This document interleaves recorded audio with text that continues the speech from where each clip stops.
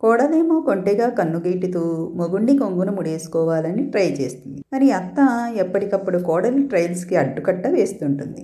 కోడలికి చలాకీతనం ఎక్కువ, అత్తకి నోరు ఎక్కువ. ఒసేయ్ ధనా, ఏంటా మొద్దు నిద్ర? పారెడు పొద్దెక్కింది, సూర్యుడు కూడా నడెత్తుకొచ్చేట్టున్నాడు. లేలే అని తుప్పటి ముసుగుతన్ని పడుకున్న ధనలక్ష్మి నిద్రలేపసాగింది వాళ్ళమ్మ శాంతమ్మ. అమ్మా, కాసేపు పడుకోనివ్వు. పడుకొనిస్తానమ్మా. ఎందుకు పడుకోనివ్వను? ఒంటి మీదకి 25 సంవత్సరాలు వచ్చి పడ్డాయి, ఇంకా స్పృహ లేకుండా బతుకుతున్నావు. ఎందుకే పిల్లని అలా చెడ్డుకు తింటావు? రాక్షసి. ధనలక్ష్మి తండ్రి నాగేశ్వరరావు. ఆహాహా, ఏం చెప్పారండి. అది మీ ముందర వేసే వేషాలు, మీరు లేకుండా వేసే వేషాలు నాకు మాత్రమే తెలుసు. దాన్ని వెనకేసుకొస్తున్నారు. కానివ్వండి కానివ్వండి, మీ అబ్బా కూతుళ్ళ వ్యవహారం ఇప్పుడు కాదు. దాన్ని కూడా ఒక అయ్య చేతిలో పెట్టాక అప్పుడు తెలుస్తుంది. వచ్చేవాడు కూడా మీలాగా చూసుకుంటే పర్లేదు, లేదు అంటే అప్పుడు కూడా ఇలాగే ఇంట్లో పెట్టుకుని గారాబం చేస్తారా? ఇప్పటికి కూడా దానికి వంట చేయడం రాదు, ఇంటిని ఎలా సవరించాలో తెలియదు. రేపు నిన్ను పుట్టింటి నుండి మెట్టినింటికి పంపించాక మీ అత్తగారు వంట వార్పు ఏమీ నేర్పించకుండా పంపించావని నన్ను ఆడిపోసుకోవడానికా? భయపడకు, మా అత్తగారికి నేను ఆ ఛాన్స్ ఇవ్వనులేమ్మా. నా తల్లే అంటే వంట నేర్చుకుంటావా? పద పద, వంటగదిలోకి రోజుకో వంటకం నేర్పిస్తాను. నువ్వు ఊరుకో అమ్మా. అంత రిస్క్ నేనెందుకు చేస్తాను? రోజు శుభ్రంగా హోటల్ నుంచి తెప్పిస్తాను. ఓష్ని, నువ్వు నీ తెలివి. రోజు హోటల్ ఖర్చులు నీ బాబు ఇస్తాడా? ఇస్తారులే, ఒక్కగానొక్క కూతురివి కదా, ఆ మాత్రం ఖర్చు చేస్తాడులే. భలేదానివమ్మా. నాన్న చేత ఎందుకు ఖర్చు చేస్తాను? అన్నీ నా మగుడే తెస్తాడు, తెచ్చేలా చేస్తాను. నా బంగారమే, నీకు పుట్టింటి మీద ఎంత మమకారమో అది చూద్దాం. అసలు నువ్వు కన్నతల్లివేనానే? అవునయ్యా, నేను కన్నతల్లిని కాబట్టే ముందుగా జాగ్రత్తలు చెబుతున్నా. మీ అయ్యా కూతుళ్ళు నన్ను అర్థం చేసుకుంది ఇంతేలే.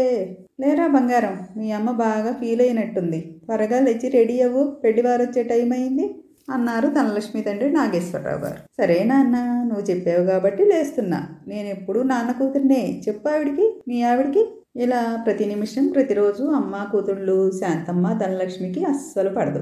మీరు అమ్మ కూతుళ్ళలా కాదు, అత్త కోడళ్ళలా పోట్లాడుకుంటూ ఉంటారు. నాగేశ్వరరావు భార్య శాంతమ్మ గారు ఇరువురు ఆదర్శ దంపతులు. ఒకరిపై మరొకరికి ఎనలేని ప్రేమ. పెళ్ళైన చాలా కాలం వరకు పిల్లలు కలగలేదు. శాంతమ్మ ఎన్నో పూజలు వ్రతాలు చేసిన తర్వాత కానీ లేక ఒక ఆడపిల్లకు జన్మనిచ్చారు. ఆ బిడ్డను చాలా గారావం చేశారు తండ్రి నాగేశ్వరరావు. కింద పెడితే కాకెత్తుకెళ్ళిద్దో, పైన పెడితే గద్దెత్తుకెళ్ళిద్దో అని చాలా జాగ్రత్తగా పెంచుతూ వచ్చారు. ఒక పక్క ఆడపిల్లను మరీ అంత గారాబం చేయకండి, మీరే దాన్ని చెడగొడుతున్నారు అని మొత్తుకుంటుంది శాంతమ్మ.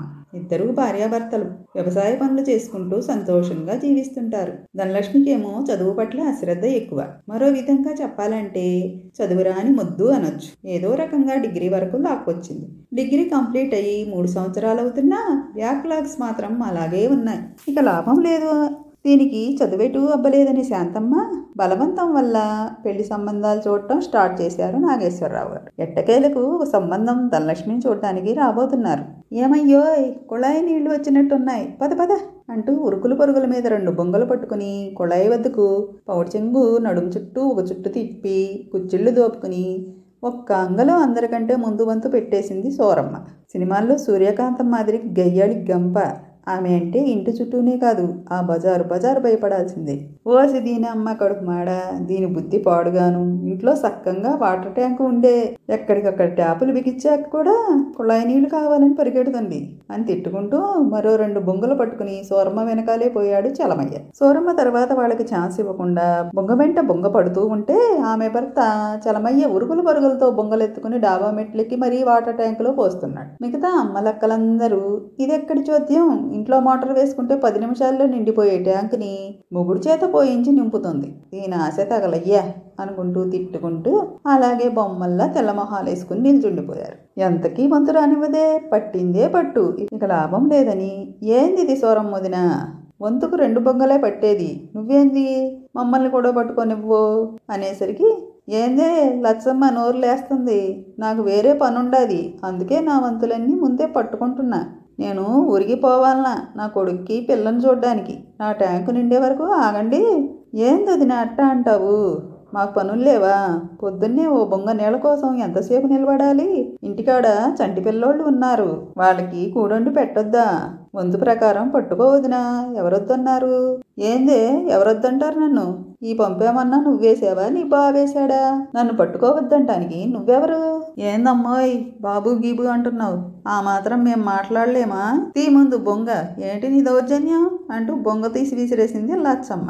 ఏందే లచ్చమ్మ, యాడ్ నుంచి వచ్చిందే నీకింత ధైర్యం? నా బొంగ విసిరేస్తావా అని లచ్చమ్మ బొంగ కూడా విసిరేసింది. ఒక పక్క చలమయ్య, ఊరుకోవే ఎందుకు గొడవ, పోదాం పదా అంటూ ఆడవాళ్ల మధ్యలో దూరాలంటే భయమేసి దూరంగా ఉండి మొత్తుకుంటున్నాడు. అందరూ ఓవైపు, సోరమ్మ ఒక్కతే మరోవైపు.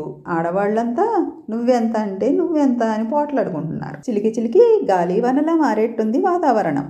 సిగలు పట్టుకుని తన్నుకునేదాకా వచ్చింది యవ్వారం. ఇక లాభం లేదని చలమయ్య ఇంట్లోకి పరుగు పరుగున వెళ్ళి, ఒరే సుబ్బు, ఒరే లేవరా, ఏంటి నాన్న ఇంత పొద్దున్నే?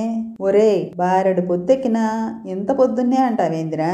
అక్కడ మీ అమ్మ యుద్ధ భూమిలోకి దిగింది. ఎదుటి వారిని తన్నడమో తన్నులు తినడమో ఏదో ఒకటి జరిగిద్ది, తొందరగా రారా. వామ్మో నాన్న, ఈ ఆడోళ్ల గొడవలోకి నేను రాను, నువ్వే పో. ఒరే అసలు నువ్వు సోరమ్మ కొడుకువేనంట్రా? అదేమో మొగరాయి ఇళ్ళగా అందరి మీదకు ఒంటికాలి మీద లేస్తుంటే నువ్వేంట్రా అంటే ఆడదానిలా భయపడుతున్నావు. అన్నీ నీ బుద్ధులే నాన్న.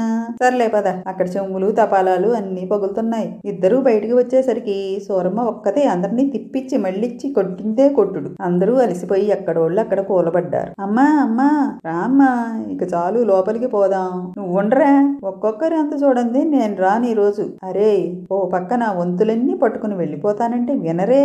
అరే చూడరా సుబ్బు, మీ అమ్మ అనేది నీకేమైనా న్యాయంగా ఉండాదా చెప్పు అంది లచ్చమ్మ. లేదులే అత్త, ఇక నుంచి పంపు దగ్గరికి రాకుండా నేను చూసుకుంటా. అమ్మా ముందు నువ్వు లోపలికి పదా అని సూరమ్మను బలవంతంగా తీసుకుపోయాడు. ఏందమ్మా ఇది, నువ్వు నీళ్ళకి పోవుడెందుకు, వాళ్లతో తగువెందుకు? అదేందిరా అట్టా అంటావు? అది బజారు పంపు, అందరూ పట్టుకునే హక్కుండాది. నిజమే అమ్మా, మనకు ఇంట్లో ఎక్కడికక్కడ ట్యాప్స్ ఉన్నాయి, 24 గంటలు వాటర్ వస్తాయి. అది కాదురా అయ్యా. ఏది కాదమ్మా, వాళ్లతో పోట్లాడేది కాక నాన్నని బాగా ఇబ్బంది పెడుతున్నావు. పైకి కిందకి నీళ్ల బొంగ నెత్తి మీద పెట్టుకుని మెట్లు ఎక్కడం అంటే ఎంత కష్టం. ఇంకా ఏం చేస్తున్నాడంట మీ నాన్న? ముప్పొద్దులో తిని కూర్చోవడం తప్ప ఈ పని కూడా చేయలేడా? బానే వెనకేసుకొస్తున్నావురా మీ నాన్నని. నా మగుడు, నా పిల్లలు, నా ఇల్లు, నా సంసారం అని పాకులాడే నాకు చివాట్లు. అంతేరా, అనండి అనండి, అందరూ నన్నే అనండి. ఏదో బిడ్డ ఒక్కడే సంపాదిస్తున్నాడు, నీకేదో ఆదా చేద్దామని నేను చూస్తుంటే నువ్వేందిరా అంటే నేనేదో పిసినార్దానిలా మాట్లాడుతున్నావు అని కూని రాగాలు తీయడం మొదలుపెట్టింది. ఇక పాపం చలమయ్య, సుబ్బు ఇద్దరూ ఆమెను ఓదార్చలేక తల ప్రాణం తోకలోకి వచ్చిందనుకోండి. చలమయ్య సూరమ్మ ఇద్దరూ భార్యాభర్తలు. సుబ్రహ్మణ్యం వాళ్ళకి ఒకగానొక్క కొడుకు, అంటే మన సుబ్బు. సుబ్రహ్మణ్యం కూడా డిగ్రీ వరకు చదువుకున్నాడు. తల్లిదండ్రులను విడిచి వెళ్లడం ఇష్టం లేక ఊర్లోనే వాళ్లకున్న 2 ఎకరాల సాగు భూమిని పండించుకుంటూ ఉన్నాడు. చలమయ్య అడపా దడపా కొడుక్కి కాస్త సాయం చేస్తూ ఉంటాడు. నెల నెల వృద్ధాప్య పెన్షన్ తీసుకుంటూ ఉదయం సాయంత్రం అలా బజారుకి వెళ్లి స్నేహితులతో కాలక్షేపం చేసి వస్తూ ఉంటాడు. ఇకపోతే సూరమ్మ గయ్యాళి గంగమ్మ. చుట్టుపక్కల వారికి సూరమ్మ అంటే సినిమాల్లో కనిపించే సూర్యకాంతం లెక్క. అమ్మో సూరమ్మ, నోట్లో నోరేయకూడదు అని భయపడుతూ ఉంటారు. ఇదండి సూరమ్మ గారి ఫ్యామిలీ. అవునండి, అక్కడ ధనలక్ష్మిని పెళ్లి చూపులకి రెడీ అవ్వమన్నారు. ఇక్కడ చూడబోతే సూరమ్మ గారు కూడా మా అబ్బాయికి అమ్మాయిని చూడడానికి వెళ్ళాలి అంటున్నారు. చూడబోతే వీరు వెళ్లేది ధనలక్ష్మిని చూడడానికి కాదు కదా. ఒకవేళ అదే నిజమైతే ఈ ఇంట్లో సూరమ్మతో వేగలేక చస్తున్నారు కదా. మరి వీళ్ళిద్దరూ అత్తాకోడళ్ళైతే ఈ 2 ఫ్యామిలీల పరిస్థితి ఏంటి? అసలు కిలాడి సూరమ్మకి చలాకీ ధనలక్ష్మికి సెట్ అవుతుందంటారా? మరి ఇంకెందుకు ఆలస్యం, ఆ తంతు కూడా చూద్దాం పదండి. ఒరే సుబ్బు, రెడీ అవ్వు, దుర్ముహూర్తం వచ్చేస్తుంది, త్వరగా కాని. వచ్చేస్తున్నా అమ్మా, నేను రెడీ, ఇక పోదామా? ఒరే ఆగు, ఏంటమ్మా, ఏంట్రా దూకోవడం, గడ్డి మోపు నెత్తిన పెట్టుకున్నట్టుగా? చక్కగా పాపిడి దూకోరా అమ్మా. తలస్నానం చేసిన జుట్టు ఇలాగే ఫ్రీగా వదిలేయాలి. కాదులే, బయటికి పోతున్నాం, కొంచెం కొబ్బరి నూనె తలకి అద్ది చక్కగా పక్క పాపిడి తీసి, నా బంగారం ఇప్పుడున్నవరా బుద్ధిమంతుల్లాగా, నా దిష్టే తగిలేట్టుంది అన్నట్టు ఉండు అని పూజ గదిలోకి వెళ్లి కుంకుమ తెచ్చి నుదుటిన పెట్టింది. ఇప్పుడు బదరా. పాపం సుబ్బుకి, అమ్మా ఏంటిది దిష్టి బొమ్మలా తయారు చేసావు, నన్ను పెళ్లి చూపులకు తీసుకెళ్తున్నావా, అంగట్లో అమ్మడానికి తీసుకెళ్తున్నావా? ఒరే నోరు మూసుకుని పద. సూరమ్మ తన కొడుక్కి పెళ్లి చూపులకి వెళ్లేది ధనలక్ష్మి ఇంటికేనా? తెలుసుకోవాలంటే ప్లీజ్ ఫాలో మై స్టోరీ.